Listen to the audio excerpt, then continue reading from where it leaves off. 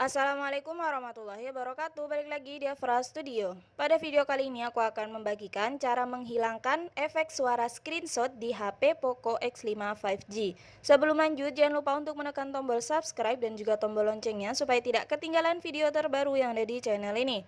Langsung aja di sini kita bisa masuk ke tutorialnya. Jadi pertama kita masuk ke setelan. Lanjut kita scroll. Di sini ada fitur suara dan getaran yang ini ya. Silakan di scroll lagi, maka kita akan menemukan setelan tambahan. Silakan masuk di bagian tersebut. Maka silakan cari aja yang bagian akan ada suara saat mengambil screenshot. Jadi kita tekan aja tombol di sebelahnya.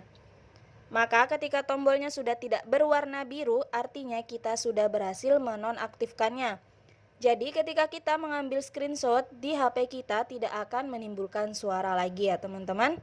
Sekian videonya, semoga membantu. Sampai berjumpa di video tutorial lainnya.